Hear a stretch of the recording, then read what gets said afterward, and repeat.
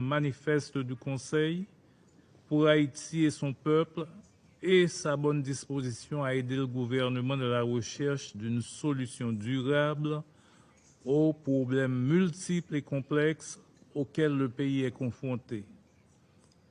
À cet égard, je tiens à saluer le travail réalisé par le BINU et la représentante spéciale du secrétaire général, Mme Hélène Lalim, et pour les efforts déployés dans un contexte aussi difficile afin d'accomplir le mandat qui lui a été attribué par le Conseil de sécurité dans ses différentes résolutions.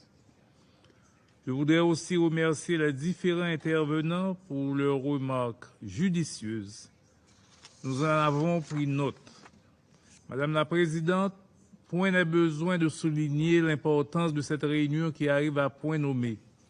En effet, il permet au gouvernement, par mon organe, d'informer le Conseil des derniers développements de la situation sociopolitique et sécuritaire du pays, des efforts que le gouvernement est en train de déployer afin de l'améliorer et du même coup de présenter à la communauté internationale ses attentes en vue de nous permettre de sortir définitivement de cette crise multidimensionnelle qui a trop duré. Le 12 septembre dernier, des manifestations violentes ont éclaté dans le pays suite à la décision du gouvernement de cesser la subvention des produits pétroliers, entraînant du même coup l'augmentation des prix du prix des carburants. Cette décision, quoique difficile, était un impératif car l'État perdait un total de 400 millions de dollars par année. D'autre part, il s'agissait d'assainir les finances publiques en adoptant un budget d'austérité par des réformes macroéconomiques. Le gouvernement a entrepris une grande réforme au niveau de l'administration générale des douanes pour lutter contre la contrebande, augmenter les recettes douanières et freiner l'entrée des armes et des munitions dans le pays. Ainsi, ces mesures ont permis à la douane de collecter pour le mois d'août près de 8 milliards de gourdes, soit une augmentation de plus de 40%. Utilisant cette augmentation des prix comme cheval de bataille, les conséquences sociales à court terme inhérentes à cette mesure, ajoutées également à leur mécontentement contre les réformes douanières et l'adoption prochaine de nouvelles mesures, les pêcheurs traditionnels en eau trouble qu'on trouve dans le secteur politique et dans le secteur privé des affaires ont mis à exécution leur plan pour créer une situation chaotique dans le pays. Ils ont utilisé les gangs lourdement armés pour paralyser le fonctionnement de tous les départements géographiques du pays, en bloquant les principales artères de la capitale et des villes de province, en pillant et brûlant des édifices publics comme des tribunaux de paix, des centres carcéraux, des entreprises du secteur privé, des locaux de certaines banques commerciales et des entrepôts des organisations internationales comme le Programme alimentaire mondial, l'UNOPS, l'UNICEF, Caritas. Plus d'une vingtaine d'écoles ont été saccagées et pillées dans le département de l'Artibonite. Face à la brutale détérioration de la situation, le gouvernement s'est attelé à rétablir la sécurité dans le pays, susceptible de garantir la reprise des activités économiques. Je suis en mesure d'annoncer qu'à l'exception de quelques cas isolés, la situation est globalement sous contrôle et le calme est revenu dans plusieurs parties du pays. C'est l'occasion de féliciter le professionnalisme de la PNH, la police nationale, qui a su reprendre le contrôle de la situation et limiter les dégâts face à des gangs mieux armés et mieux équipés. Madame la Présidente, je souhaite exprimer devant le Conseil la grande préoccupation et l'inquiétude du gouvernement haïtien face à cette grave situation. Je voudrais également mettre l'accent sur les conséquences catastrophiques que les actions délétères des gangs alimentés par certains secteurs économiques et quelques secteurs politiques causent à la société et leurs effets dévastateurs sur l'économie nationale et sur le quotidien de la population. Les conséquences sont extrêmement graves.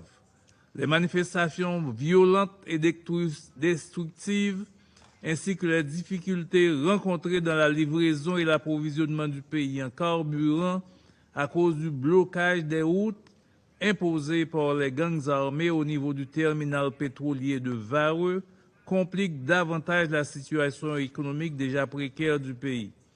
Le carburant étant un produit transversal qui concerne toute l'activité économique, une telle situation est de nature à paralyser l'État et à jeter le pays dans une paralysie presque totale. Pour cause, certaines entreprises privées menacent de plier bagages et de se relocaliser ailleurs. Le parc industriel de Caracol, l'un des plus importants du pays, vient d'annoncer l'arrêt de ses opérations hier dimanche, faute de carburant, ce qui pourrait faire perdre 12 000 emplois dans un contexte de croissance économique négative. De plus, la fermeture de certains hôpitaux est enregistrée faute d'approvisionnement en carburant et la réouverture des classes déjà reportées au 3 octobre prochain reste hypothétique. Face à l'aggravation de l'insécurité, il nous faut un accompagnement très robuste de la communauté internationale pour soutenir la PNH dans sa lutte contre les bandes armées. L'appel lancé par le secrétaire général de l'Organisation des Nations Unies va dans le bon sens et mérite d'être approfondi. C'est aussi l'occasion d'inviter d'autres partenaires à œuvrer davantage. Dans cet ordre d'idées, nous remercions les initiateurs de la réunion organisée le 23 septembre dernier sur le Basket Fund, ainsi que les États qui ont fait des annonces de contribution en vue de supporter le travail de la PNH. Pour faire face à ces actions de terrorisme, le gouvernement mise beaucoup sur la collaboration de la communauté internationale.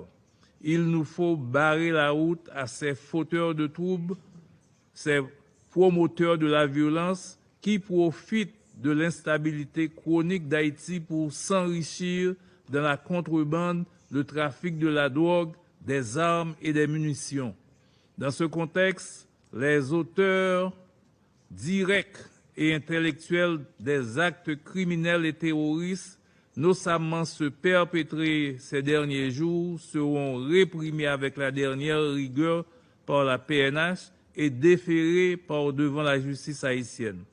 Nous saluons également la décision de certains pays d'envisager d'imposer des sanctions à l'égard de ceux et celles qui participent d'une façon ou d'une autre aux activités criminelles d'insécurité dans le pays. Il s'agit d'un grand pas dans la bonne direction pour en finir avec le phénomène de l'insécurité dans le pays. Madame la Présidente, de ce fait, la priorité de l'heure est le retour à l'ordre constitutionnel à travers le rétablissement de la sécurité et le dialogue politique, condition essentielle pour la tenue des élections générales, le rétablissement des institutions démocratiques et républicaines, ce qui permettra d'adresser les questions sociales et économiques. À ce propos, je suis heureux d'annoncer que présentement, des négociations sont en cours et nous espérons qu'un accord politique pourra être trouvé sous peu, ce qui permettra le déblocage de la situation.